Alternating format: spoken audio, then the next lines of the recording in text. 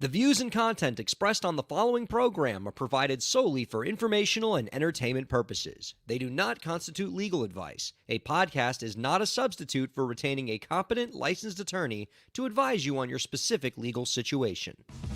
Break the business, play is work and work is play. Power in the creators, have fun along the way. Break the business, doing what it takes. Celebrate success and learn from the mistakes. How's it going, everybody? Welcome to the show. It is time for Break the Business, where we empower indie creators and have some fun along the way. I'm Ryan Kairalla, and it is a pleasure to have you here this week. What a tremendous, fantastic, unbelievable show we have for you this week. If you are a fan of empowering indie creators and you want to take that fandom all the way to the halls of Congress, then you have come to the right show, folks. Great show, lots of great topics this week, and our guest this week, coming up after the break, U.S. Congressman Ted Deutch, the representative from Florida's 22nd District, is going to talk to us about the American Music Fairness Act and how we can get creators like you paid when your music is played on the radio. We're also going to talk to him about some other laws he's putting together that are right up the alley of empowering indie creators. He's definitely a friend of the indie creator, and we're excited to talk to him a little bit later in the show. But before we talk to him, let me bring on an equally impressive American statesman, our co-host this week, Zack Sloane. How's it going, Zack? You know, I have been called many things, and a statesman is by far the biggest insult. And not an insult to me, an insult to every state in which I've ever set foot in. Do we still make statesmen? Like, does anybody have statesman on their resume anymore? Is that a job title that's still available? Did we stop making statesmen in like 1810? I'm gonna put it on my resume now. When Ryan Kairalla decrees it, it is true, and so I am now a statesman. So you're welcome, world. Blame Ryan. That's right. Great to see you, my man. It is always a fun time when you're co-hosting. Love getting the perspective of a working indie creator, musician, producer. It's just a joy having you on here every single time. And I'm glad I'm going to have you here to interview the congressman, because I'll be honest, I'm a little nervous. Glad to have a friend by my side while we talk to Ted Deutch later in the show. Oh, yeah, because I'm always the best second interviewer. Do you remember when we interviewed one of the founding members of NWA, and I just sat there like, oh, my goodness. Oh, my God, I can't believe this is happening. Yeah, I'm not the best interviewing man. Well, good. I feel even better now. Thank you. My nerves completely assuaged because I got you by my side on this one.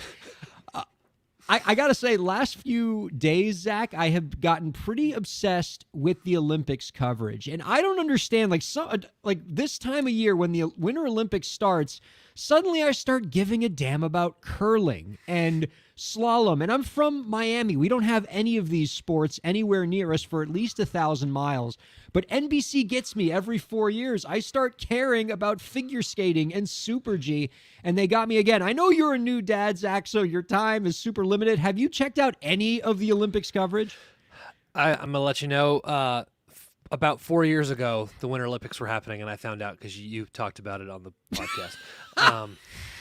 Is Break the Business your sole source of Olympic news every 4 years? Is that what's going on? I'd say BTB brings me two things, Eurovision updates and Olympic updates. I'm glad you brought up Eurovision, by the way, because the one thing that I've enjoyed the most from the Olympic coverage, my friend, has nothing to do with the Olympics itself, even though I've just been enraptured by the events. What I've enjoyed seeing the most are the commercials on the Olympics for the American Song Contest that is starting in March. Basically, it is going to be the American version of Eurovision. Now, you know me, I am pretty vocal about being the biggest Eurovision fan on the west side of the Atlantic. And so the idea of taking the taking the Eurovision Song Contest, where every country of Europe competes against each other to basically create the best song, and it's campy and it's delightful and it's poppy and delicious. And now we're going to do an American version of that, where it's going to be all the states competing against each other. I've been waiting years for this. I'm so excited. Sign me up, and I would like to repitch my original Eurovision idea of fantasy Eurovision to fantasy American State Song Contest. I don't see why this has to be mutually exclusive. The idea of some kind of fantasy Eurovision that we do on this show, I'm 1,000% on board. I don't think we have to choose between the American That's a good point. Eurovision and the European one. I'll do it twice. Again, I am the biggest Eurovision fan. Now, I'm still holding out hope that you are going to be Colorado's representative in the American Eurovision. I think sign up is still going on. Like, make this happen for us. I know you got a great song like somewhere in your brain, and I would love nothing more than for you to represent Colorado. Like, I'm a Floridian. Our producer Lauren's a Floridian. Ted Deutch is a Floridian. But I think all of us will become, what's the word I'm looking for? Honorary Coloradans if our friend Zack Sloane is going to represent his state in the American Song Contest. You know what? I've got some stuff kicking around. It's wild. I do have plenty of material now because I'm also the lead guitar player in a separate band called Dear Marcia. So I've been writing a bunch of my own stuff and not releasing it because I've been doing shows with them. So I do have some songs floating around in the ether. But here's the thing. Anybody who's ever listened to a Colorado song, like, I am not campy enough for a Colorado song, and I got to ratchet that up. Well, this is actually my biggest concern about American Eurovision, because what makes the European Eurovision, the original Eurovision, so delightful is it doesn't take itself too seriously. Right. And it's super campy. And you get a little bit of every genre, right? You're going to get death metal, and then you're going to get some like weird poppy thing. And then Iceland comes out and it's like xylophones and stuff. And it's just delightful, and it doesn't take itself too seriously. And it's delightful camp. I don't know if America is capable of that. You know, we take ourselves too seriously. We don't get silly. And so I'm afraid like this is just going to be American Idol in all 50 states, and we're going to lose the magic. I hope that doesn't happen. It's got to be, and I think you've distilled it. It can't be American Idol via state competition. Ugh. Yeah. That would be terrible. Unless, I'll tell you what, I will sign up if we can get Steven Tyler back on as a judge, because he's one of my favorite rock and roll singers of all time, and he's completely insane. So I would love to see those two things. I would love that to happen. Yeah. But I suppose he could just judge, non-American Idol style as well. This is the other thing I'm hearing about American Eurovision that I'm concerned about. And I swear, viewers and listeners, this is my last comment on Eurovision. We have a lot I of want to great keep stuff going. to talk. Yeah, maybe people like Eurovision. I've been trying to get people to love Eurovision as much as I do in this country, because to me, it's my Super Bowl. It's such a fun competition. But what I think, another thing that makes European Eurovision so great is the way that the voting works, or the scoring works. Mm-hmm. So most of the score is determined by each country's own judging panel voting for its top 10 countries, and it can't vote for itself. So part of what makes Eurovision great is watching the geopolitical alliances arise. And, knowing that, for example, the Eastern European countries are never going to vote for the Western European countries, and vice versa. So you get like a little bit of geopolitics in it, which makes it fun. So I could just imagine like the Alabama judging panel being like, the day I vote for Massachusetts. It's just going to look like an electoral map. Exactly right. But I don't think they're doing it the same way. I think it's just a single judging panel, and that's a mistake to me. Like, That's I want to terrible. see the regional alliances form. Yeah, I was only half joking about Steven Tyler. If Steven Tyler could be like, I think let every state produce their best songwriter, however they want to measure that. I don't care. Let that be the judge, and I'll just say Massachusetts can pick Steven Tyler. I'm just throwing it out there, and then let them do the voting, because I want the geopolitics and I want the insanity of like rock stars with the biggest egos of all time, and I think that's going to be the perfect storm to make this, what's the word? Explosive. It's going to be wonderful. So, but like Eurovision season is essentially coming up, because March, we get the American Song Contest. April, May, June is when regular Eurovision comes around. It's going to be a fun time to be around Break the Business is what I'm saying, because we have coverage. I've already put in an interview request for a couple Eurovision contestants, and so I'm hoping those happen sometime this summer.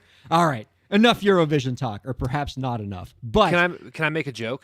Yes, you may. I love how you referred to Eurovision as your Super Bowl the week of the actual Super Bowl. It's Super Bowl's this week? Oh, so Is I've it? been thinking too much about Eurovision. Look, do I want to watch the Bengals play a football game, or do I want to watch a bunch of Icelanders playing the accordion and the xylophone? Like, it's not even a choice, people. Touche. Got some entertainment law news this week. Why did you judge me?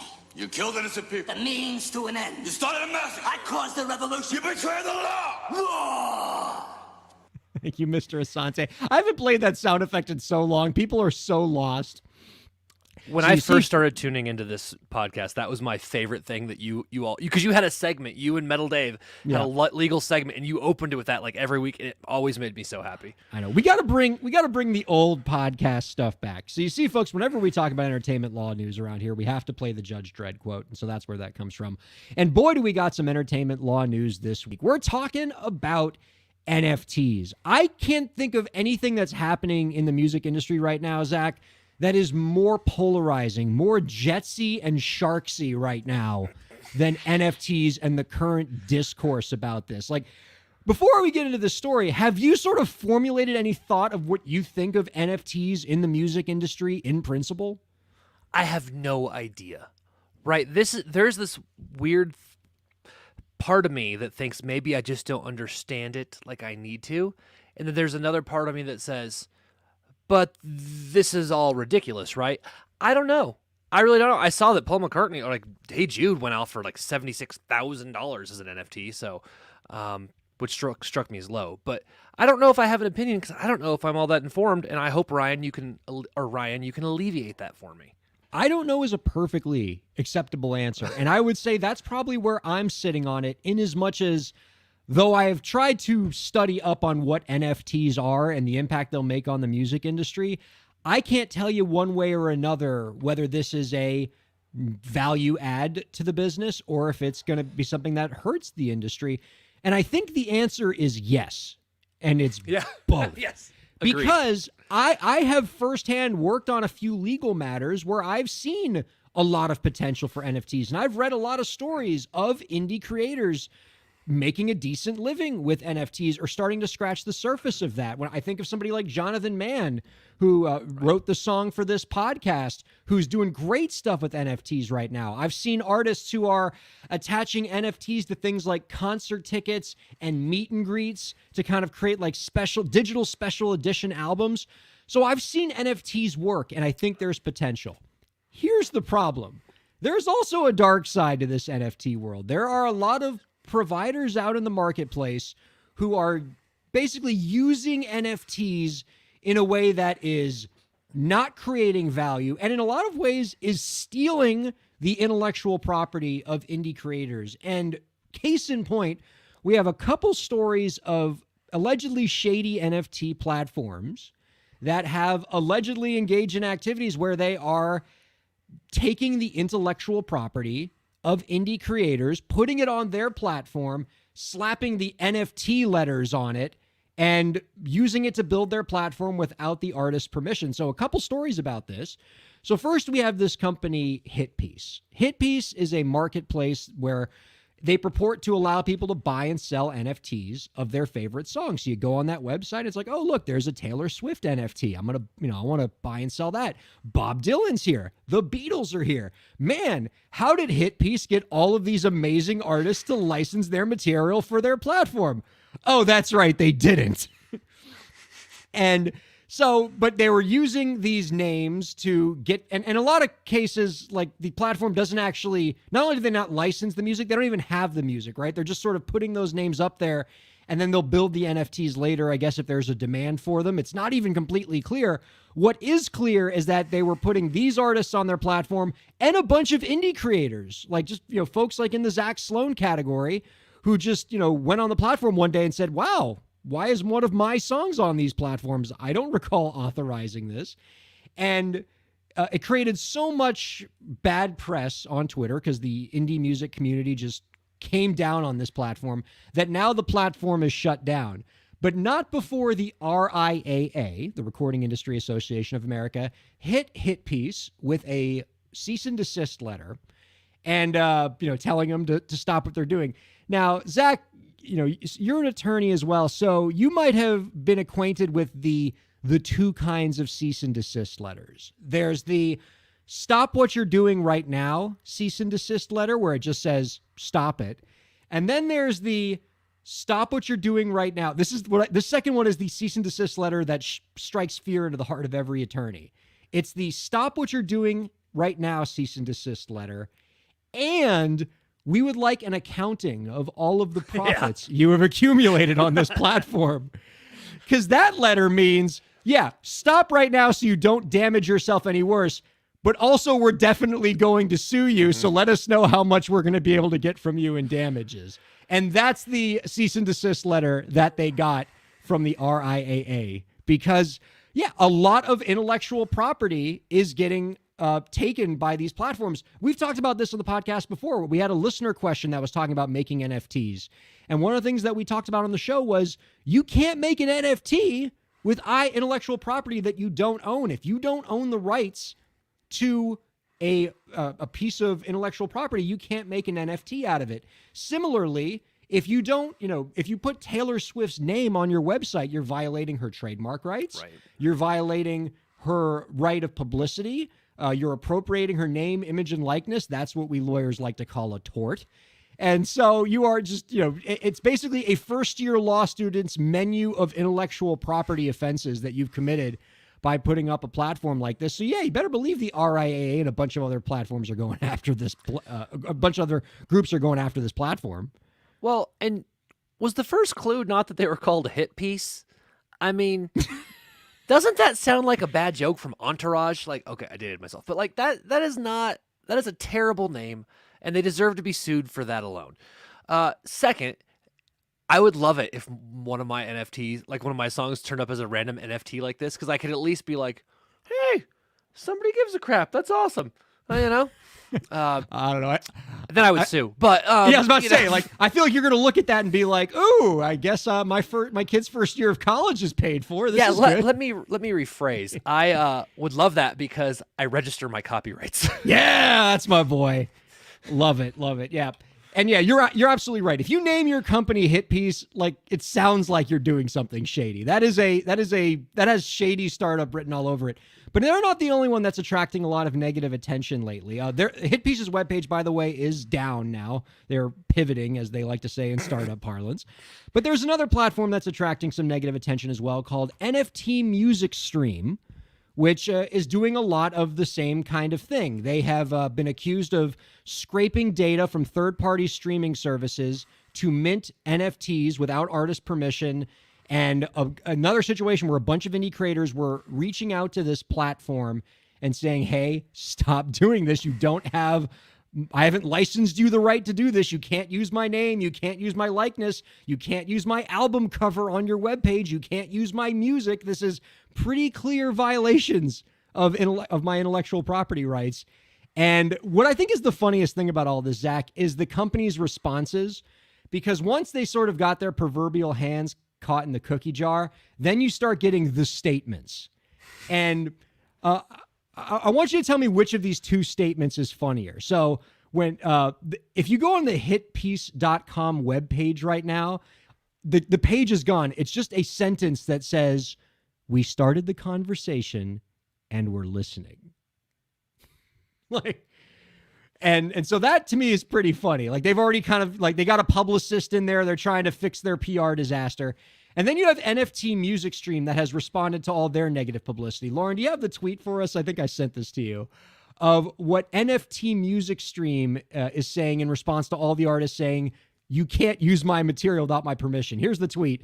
Should you wish for your music to be removed by our platform, we will honor your wishes and remove it for you. Simply email verification@nftmusic.com .stream. We are on your side, and we are going to flip the industry on its head by cutting out the middleman and giving control back to you profit-wise. I love this argument, or I love this statement, because it presumes that you are allowed to harm people as long as you give them an opt-out. If you don't want us robbing your house anymore, send us an email at don'trobbmyhouse@don'trobbmyhouse.com, and we'll stop right away. See, our heads went to the same place, because my first thought was, if you'd like us to stop stealing from your bank account, Yeah, exactly. please let us know. Like, oh, you don't want us robbing from you. Oh, my bad. Now, I gotta say, the first one cracks me up on the level of like overly slick. Like, we're gonna keep the short and pithy, and it just screams somebody who isn't really learning anything. But the tweet is just pure gold of somebody. If they paid for that statement, if they paid a publicist, they need their money back. That's real bad. I mean, I would say this. Only one of those two statements was reviewed by a lawyer ahead of time. Because the "we hear True you story. and we're listening" definitely looked at by a lawyer because it is short and quick and it doesn't admit any liability. Contrast that with NFT Music Stream's tweet, which all is basically a written confession. Like, we totally jacked your stuff, but if you don't want us to, just let us know. If you want your money back that we may or may not have stolen, please email me at moron.net. Yeah. So, but the broader lesson for indie creators here is, one, if an NFT platform is using your stuff without your permission, like, go talk to a lawyer, get your stuff taken, make sure that your rights are being fought for there. And two, if you want to get into the NFT business, because I do think there's a lane for indie creators here, please don't use other people's copyrights, trademarks, names, image, likenesses, unless you have their approval. Before we bring in Congressman Deutch, a quick listener question I wanted to bring up, since we're in the world of copyright infringement. Letter writer asks, my Twitch viewers like it when I read books aloud on my Just Chatting stream. Am I allowed to do that? Here's why I like this question, Zach, because when I'm not practicing entertainment law, I'm an education lawyer. I work with a lot of education nonprofits. And this is like the first time in my life that I have a question that I think involves both sides of what I do. Because I actually have worked with some teachers who like to do online read alouds where they say, we want to invite the whole school, the whole elementary school, go to this YouTube video because I'm going to read this children's book for all you kids. This was very popular during lockdowns. A lot of schools were starting to do this, and I think it's delightful. And a lot of those teachers reached out to me and were like, hey, can we read these books? Is that going to be some kind of violation? And in both cases, the answer is the same. Whether you're going to read a book on a Twitch stream or you are going to read a book to school children on a live stream, if you don't own the rights to use the book, then that would be a public performance of the book, and that's not authorized. What I recommend that some streamers think about here is, one, find an author that wants to get this positive publicity. Finding points of collaboration where you can read an author's book. There's plenty of independent authors out there who would love the publicity. Work with them. Otherwise, public domain, public domain, public domain. Anything before like 1923, you're all set with. So like the old Grimm's fairy tales, Mother Goose type stuff, you want to read the great works of Shakespeare, go for it. You're going to be in a lot better of a position there than if you read a children's book that came out or if you read like a Dr. Seuss book, for example. Leave Hop on Pop alone. That's going to get you in a lot of trouble. Random House seems like a litigious bunch. Yes, and I think the one thing that you highlighted there that I hadn't thought about, Ryan, is I love the idea of reaching out to an independent. There are so many indie authors. You think the indie music scene's big? The indie writing scene is really big too. Find somebody, like do a collaboration with them where they can promote whatever you're working on and you can promote their book or short story or whatever. I think that's a great way to reach out. I mean, you talk about music collaborations all the time. Let's do some, cross even beyond genre collaborations. I love it. That's a great overall lesson for indie creators, right? Because they often run into this roadblock where they want to use some other material to help make their material. Take every instance of potential copyright infringement and turn it into an opportunity for collaboration. If you love somebody's work so much that you want to do something with it on a live stream or otherwise, talk to them. Turn it into a collaboration because it introduces you to a whole new fan base, that creator's fan base, and in turn, that creator's fan base gets introduced to your fan base. And to me, that sounds a whole lot better than ending up in federal court. Not saying, just saying. Debatably. No, just kidding. Of course. All right. We're going to take the quickest of breaks and then be joined by our guest, Congressman Ted Deutch, here on Break the Business. Do not go anywhere. Ryan Kairalla here. I hope you're enjoying the show, and I hope that you're getting a lot out of it. I do what I do because I care about creators like you. A lot.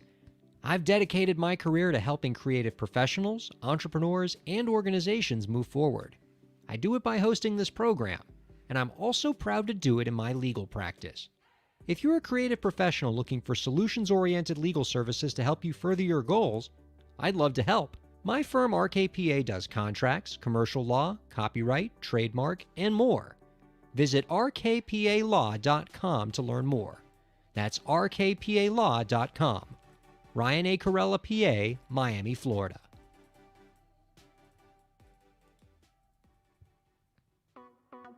Streaming services for Break the Business provided by LEK Entertainment. LEK Entertainment is a full-service entertainment company offering everything from consultations to full-scale events and productions, including audio and video productions, voiceovers, staged theatrical productions, script and music development, and streaming services. For more information, visit lekentertainment.com. LEK Entertainment wants to help you bring your story to life.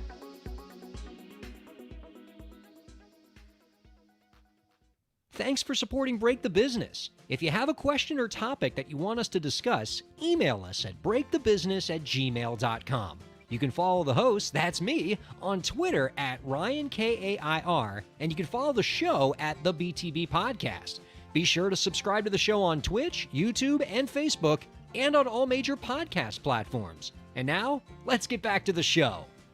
Welcome back to Break the Business, everybody. We are on Facebook Live, YouTube Live, Twitch Live, and Twitter Live, and basically any place where you are live streaming, we are there. You can also check us out on all major podcast platforms and on Sirius XM, Channel 145. Much love to Slam Radio, and much love to our next guest. He is the congressman for Florida's 22nd Congressional District in the U.S. House of Representatives. He is a leading policy voice on entertainment industry issues. Our guest is a member of the Congressional Songwriters Caucus and has recently introduced legislation to increase radio royalties and to empower independent musicians against streaming services.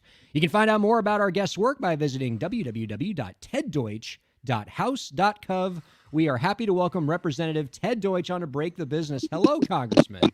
Hey, thanks. It's great to be with you. Let me first say, if it looks like I'm participating via my phone in some random, possibly seedy parking lot, that is correct. But it works, and I'm on. And I heard you talking about books. I'm going to write a book about my night that got me to this point, but I'm pretty psyched to be with you, so thanks. I feel like many congressmen's career ends in like shady parking garages where you appear to be right now. I hope everything's okay. I feel better because in front of me, I'm in a parking lot, and in front of me is a fairly busy sushi place in a strip center. So I think I'm good. But I'm psyched to be talking about music. Psyched to have you here. I have to say, Thanks. This is our second meeting, actually, Congressman, because I first met you at an ABA entertainment law conference in Miami Beach a few years ago. You were giving a talk there. Was really impressed by it. And my first thought when I heard you speak was I was saying to myself, God, this guy's so knowledgeable about the entertainment business. He's so passionate about empowering songwriters and indie creators, but he's from South Florida. Like, he's not from one of the music industry hotbeds in like New York City or Los Angeles. And so I wanted to ask you then, let me ask you now, what got you into entertainment industry issues?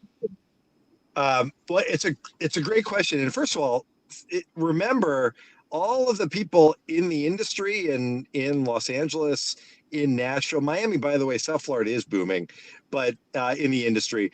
But most of the people weren't born there. They came from someplace else. They came because they wanted to live out their dream. In my case, I grew up in Northeast Pennsylvania. I played piano. I played some keyboards. I was never really that good, but I have immense respect for people for real creators who create real music that we all love and enjoy, and people deserve to make a living at it. And I got to Congress, and all of a sudden I'm sitting on the intellectual property subcommittee and realizing, wait a second, there's this big battle going on between one set of companies, one group of people who are creating all this music, and then a set of companies who are using their music for profit, not paying them. I know which side I'm on. I'm going to get involved in this. And that's what I've been doing. That's really, really terrific. And I will say that your side of the debate has had some pretty nice legislative wins recently. I can think of, like, for example, the Music Modernization Act in 2018. That was a great piece of legislation for creators. And what you're doing now with the American Music Fairness Act is right up there as well. Let me just briefly tell the listeners a bit about what you're working on, and then you can fill in the blanks for us. So right now, folks, the United States is one of, I think, 3 countries, and the other 2 countries are not countries you want to emulate, I think, that do not pay royalties to recording artists or owners of sound recordings when music is played on AM and FM radio. Everywhere else in the world it is. Those creators are paid on satellite radio, they're paid on internet radio, but not AM and FM. But our guest here is sponsoring the American Music Fairness Act, which for the first time would create those royalties for those folks. Can you tell us a little bit about the status of that bill? I know you guys had some hearings recently. Yeah, we just had a great hearing in the Judiciary Committee, and we heard from musicians. We heard from Gloria Stefan. We heard from folks in making music around the country, in Nashville, in Memphis, and they made the point that it's one thing for me to talk about it, but they made the point that it's crazy that the United States is one of 3 countries. By the way, North Korea, Iran, the other 2, that don't good company. that don't pay the performers when their songs are played on the radio. And as I asked in my exchange with the broadcasting lobbyist, do you pay for the DJs? Yeah. Do you pay the talk radio hosts? Yeah. Well, do they sell billions of dollars in ads because of the music that people want to listen to, that they tune into their FM radio to listen to? Yeah, absolutely.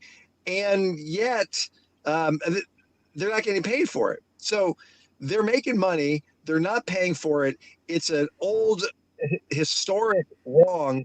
They make the argument that it's all about promotion. We had 2 years of a pandemic where there's nothing to promote. First of all, no one's selling records anymore, and people haven't been touring, and it just highlighted how unfair this system is. So we had a really great hearing. We need to push it and move it forward and get it passed in committee and get it to the floor and the whole legislative process. But we got attention now, and that's what we needed. And people recognize this is about fairness, and it's about fairness that does not exist in America right now, and we're going to fix that.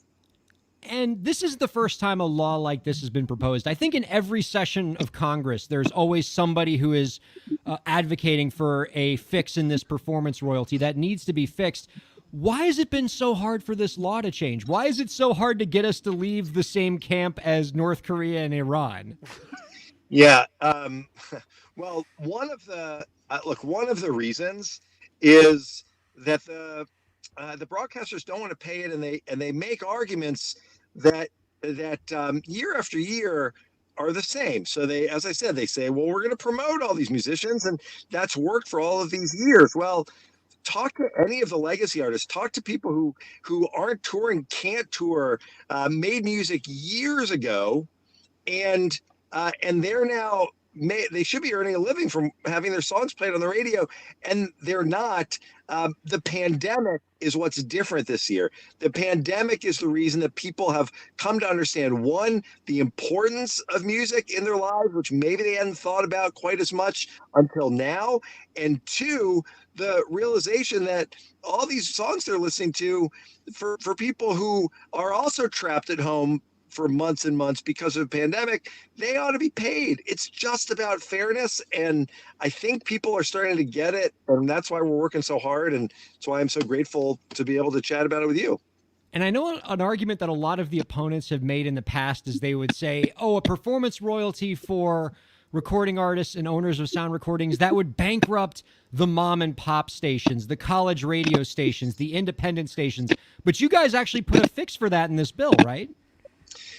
We did, and that's another great argument. And we heard it at this hearing, right? We heard the broadcasters lobbyists said, well, if you do this, the poor local radio stations aren't going to be able to invest in emergency response, and they're not going to be able to be there for you when there's a hurricane in Florida, there's a tornado in Kansas, and it's just not true.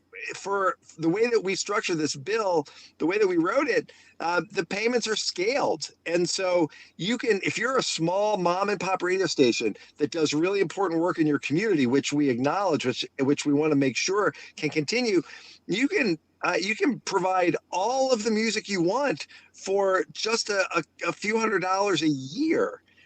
That's going to cover it, but it's at least going to show that you recognize the value of the product that you're putting on the station, and that's the music. How can indie creators help with this? Does calling your congressman actually help with this kind of stuff, or writing letters? Like, what should indie creators do right now to help support this effort? You know what? It really does make a difference. Members of Congress all pay attention to the calls they get. They listen to their constituents. The fact is, you've got creators who are doing things that I'll fill you in on a secret. Members of Congress often like to think that they're maybe cooler than they really are, and if they have a chance, that's the case, and if they have a chance to chat with somebody who's making music in their community, they're going to talk about that. It's going to make sense to them. So yeah, tell them that you want them to sign on to the American Music Fairness Act. Tell them that it's important for creators to get paid, that the songs that they listen to, they know come from that people listen to, come from them, come from these creators. So when people know about what's happening here, they agree. The fact is, the broadcasters spend a whole lot of money going out and telling the members of Congress that things are going to be at risk and they're not going to be able to hear their local broadcasters. Well, tell them when you call in, tell them that that's not a concern anymore either, because we fixed that in this legislation. It's just about fairness, and there's no reason that America shouldn't be a place that respects music and that treats musicians fairly. Well, one of the arguments that I heard supporting this bill, which I thought was an interesting one, is, well, because I've heard a lot of indie creators say, well, my music isn't played on AM/FM radio. My music's just played on Spotify. So what does this law do for me? And I read someone's tweet on Twitter who said the streaming services, the Spotifys, the Apple Musics, they are setting their rates low because they can say things like, well, you're not getting anything from radio. So, that's what we're bargaining against. So one could argue that by boosting the performance royalties on the AM/FM side, it could cause ripple effects to other forms of media that indie creators are on more often, like Spotify, and perhaps push those rates up too. Yeah, that's absolutely right. And what happens is they make the argument that the broadcasters will make the argument that what's happening here is, in fact, they're paying online. They'll acknowledge, well, we're paying for streaming, and that should count for something. And so, to your point, if you can't say, well, we're paying something, it's not enough. But because we're paying something, we're not paying anything here. If you pay here, even if your music's not here, then you're also going to create this leverage to increase it there. And by the way, it's the independent artists and some of those creators that we're working with to try to give them the opportunity to directly negotiate better rates at those streaming companies. It's a different piece of legislation, but I think that's really important too. Well, I want to talk to you about that one. I got that here on the list. This is what the congressman's talking about is a bill he introduced in October of last year called the Protect Working Musicians Act, which is a really interesting piece of legislation.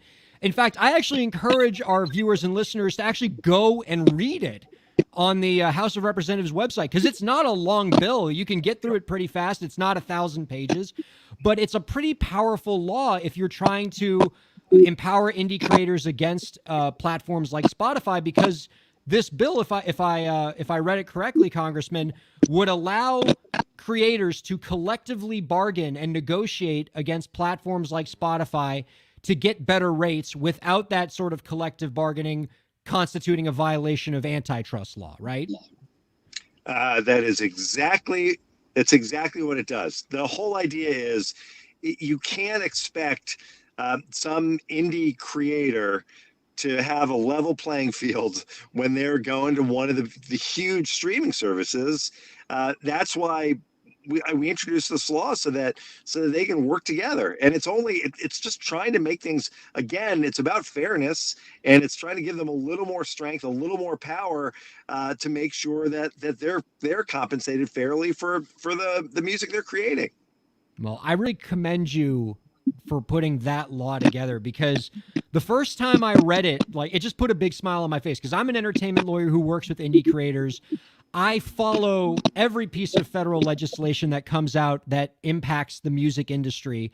And there's been some pretty big music industry bills that have come down lately, but for the most part, a lot of those bills, though important, tend to benefit bigger creators and have a smaller effect on indie creators. But when I read the Protect Working Musicians Act, I was like, wow, that is a federal law. That is a piece of federal legislation directly designed for independent creators, for working middle-class musicians. And Ted Deutch was the person who put that together.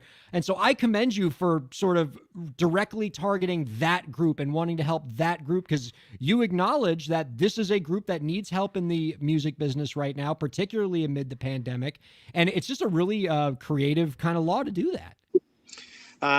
Thanks. Listen, we've all seen how the industry has changed so dramatically, and so Congress is. I mean, we're usually a little behind, and I'm just trying to catch up. I'm trying to help us catch up to what's actually happening now, to reflect how people get their music, where it comes from, and then to make sure that that the artists are paid. I like to point out to people that the streaming services, I mean, cell phones have every song in the world on them now, right? And it doesn't just happen. They don't just pull this material out of thin air. Like, real musicians spent a lot of time writing songs and going in the studio and recording the music, and they deserve a fair shot, and they deserve to be respected. That's all this is about. And there's been so much power that's now shifted to a handful of companies that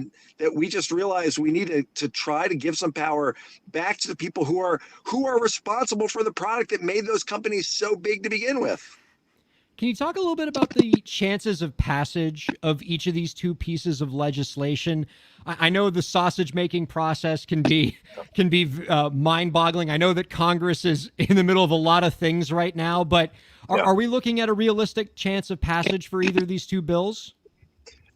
Look, realistically, it's impossible to tell you that it will or won't happen, because a lot of times, I've been doing this for a while, and sometimes things there are a million bills floating around out there on every topic you could possibly think of, and sometimes issues just come together, and there's a moment, and people realize that they can take some significant action to do something to make, in this case, to make a business work better and show respect for everyone involved in it, especially the people who are the product here, who are making the product. So I don't know that this is going to happen, but it feels different now, as I said, because there were so many of us during the pandemic who had this whole newfound appreciation for music, because it wasn't just in the background as it often is for a lot of people. It was front and center. It was what people did to help them get through some really, really tough times. And I don't think there's anything wrong in reminding my colleagues of that, and having your viewers and listeners call their members of Congress and talk to them, talk to their staff, tell them how important it is. That's what lifts this up, and that's what maybe makes this the moment that we can get this done. Well, we're going to have our viewers and listeners do that. We're going to have them call their congressman. Folks, I can tell you, I was an intern in the U.S. Senate when I was in college. I was the one answering those phones, and I can tell you that the senator I worked for wanted to know every single day who called about what pieces of legislation and what the splits were on it.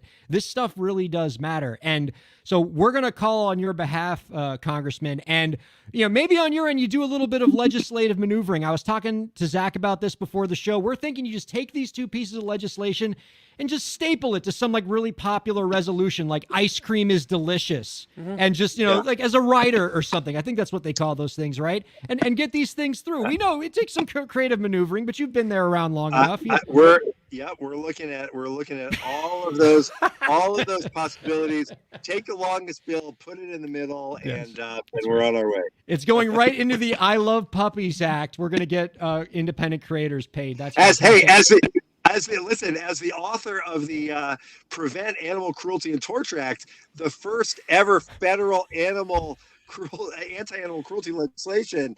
I know how popular that is. We ought to pair helping animals and helping musicians, because those are two things that Americans love. That's a really good idea. I don't want to meet the member of Congress that's going to vote down who's the pro-animal cruelty person. Like, that doesn't seem like that's a winner at the ballot box. Congressman, thank you so much for informing us about all this stuff and for tolerating our silliness. One last question for you, if you don't mind, before we let you go. Sure. We ask this same question to everybody else who comes on the program, so we want to throw it at you too. Okay. Do you have any last tips for the indie creators out there to help them move their careers forward? I think they're doing all the things that they know how to do already, which is what I can't help them with at all.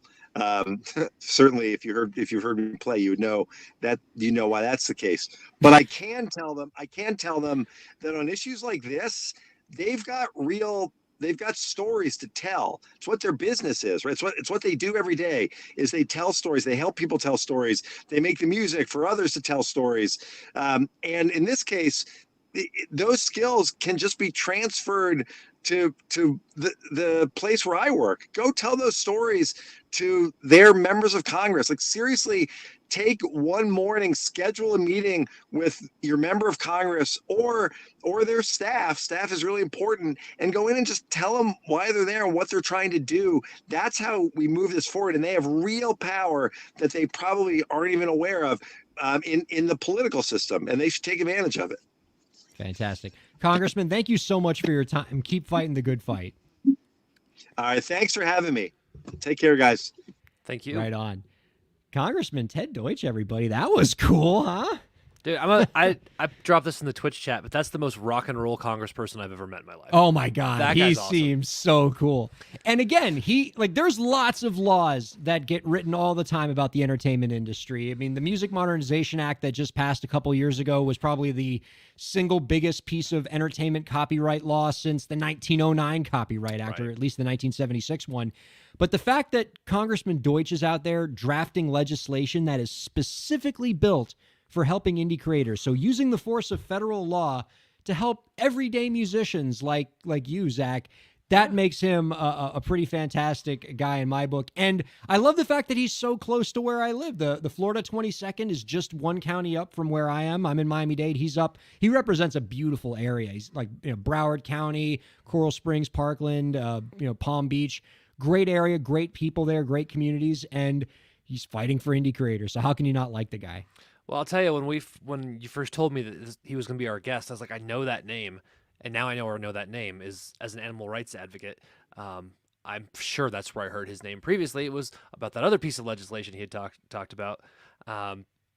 Just super cool, There you cool. go.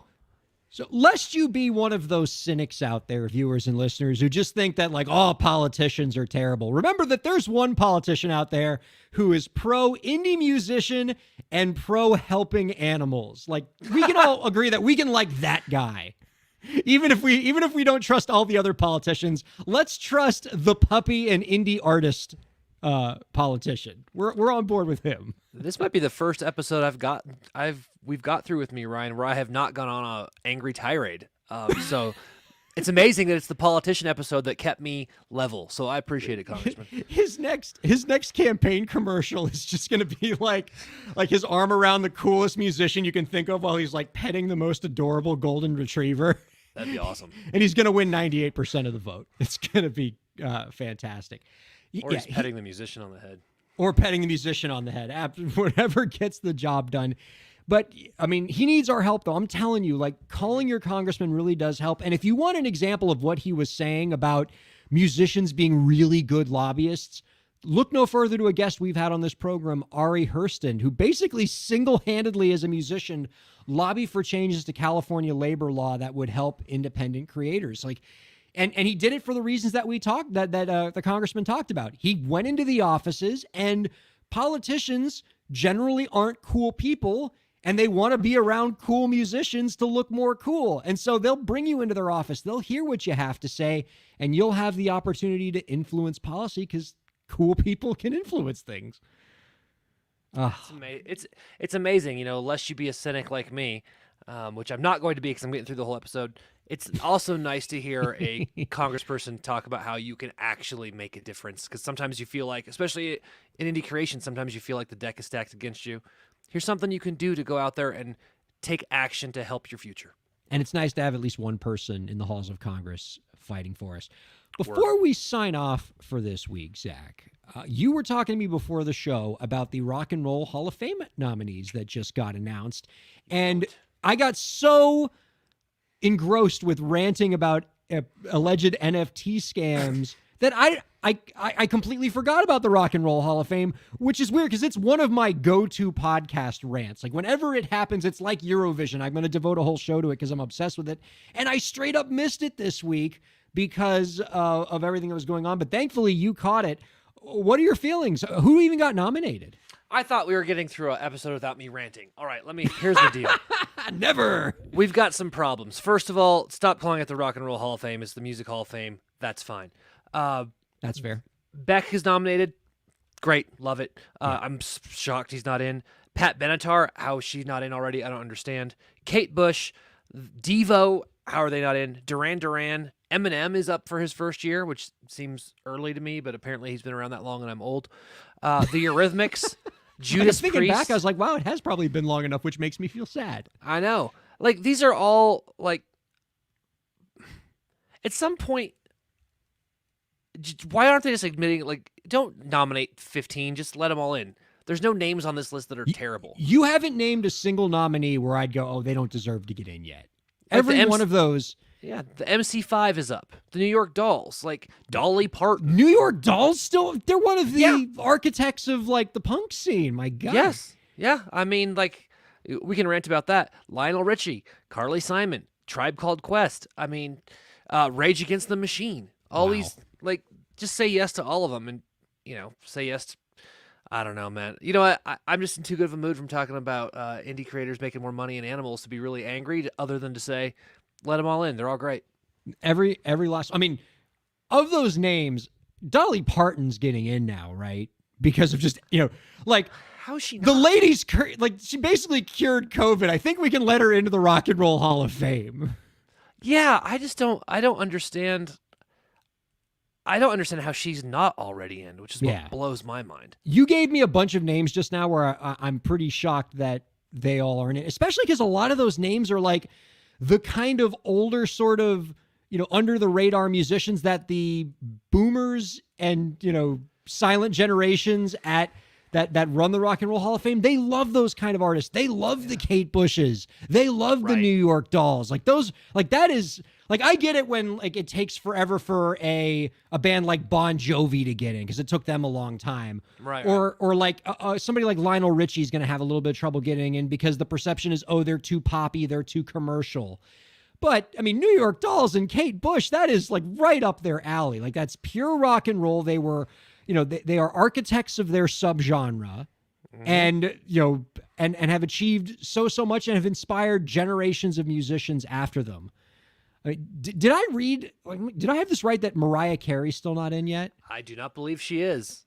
That's Lauren. Can you confirm that for us? If so, that's nuts. So, But I mean, I think there is this interesting thing with the Rock and Roll Hall of Fame or the Music Hall of Fame, which is I'm just going to call it that now because this is ridiculous.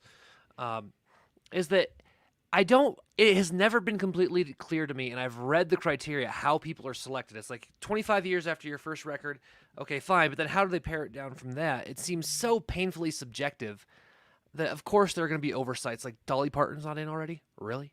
Yeah. She put out her first record, I think, 213 years ago, and she still looks like it was 5 years ago. I know.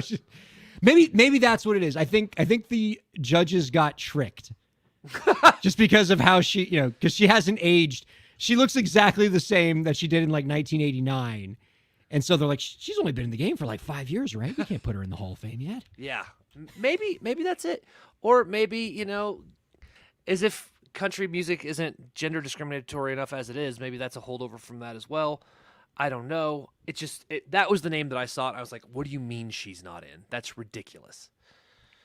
Part of the problem, because we've done a deep dive onto this in past episodes, part of what keeps a lot of artists out of the Hall of Fame that really should be in is all you have to do is look at the composition of the people that are making the selection. They tend to skew older, they tend to skew maler, they tend to skew whiter. And so the folks that are getting in are disproportionately in those categories. And it takes women a little bit longer to get in. It takes a lot of black artists more time to get in. And because these folks tend to be older, they tend to be less accommodating to genres that are a little outside the norm. So it takes hip hop artists a little bit longer and country artists a little bit longer. And if the perception is that your music's a little too commercial, that tends to be a knock against you. It took Bon Jovi forever to get in. And say what you will about Bon Jovi, if you don't think that like they are, as like artistically meritorious or whatever, like they're a great band and they have just quantitatively tons of hit songs, tons of awards.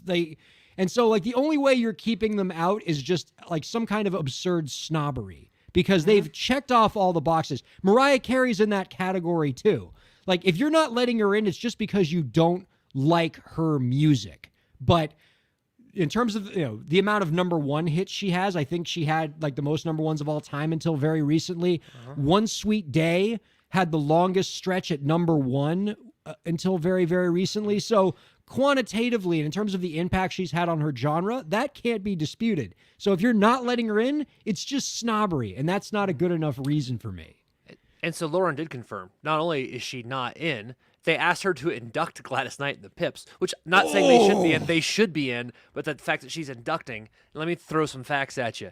Yeah. 5 Grammys, 33 nominations, 35 top 40 hits. 35. What are we talking That's about? like 3 albums worth of top 40 hits. Dude, no, this is like, that's 4 albums of, dude. I mean, we'll argue about how many songs are on an album, but like, I just don't get it. And that I don't get it. Just, fine, she's not your cup of tea. Whatever. Devo's not my cup of tea either, but I get why they deserve to be there. Let's just all be cool. Yeah, it's ridiculous. But again, if the Rock and Roll Hall of Fame judges were younger, then we'd see a lot of these, and not that like Mariah Carey's in her 20s anymore, but if we can at least get some more judges in the Rock and Roll Hall of Fame that are, 30s or 40s. I mean, I remember they made Questlove one of the Rock and Roll Hall of Fame judges, and that was considered like super progressive, but like Questlove was like in his late 40s at the time or something like that. So there's still a long way to go. So you told me, let me see, did I hear this right? That they called Mariah Carey, they had Mariah Carey introduce Gladys Knight and the Pips, but not induct her. Can you imagine that phone call?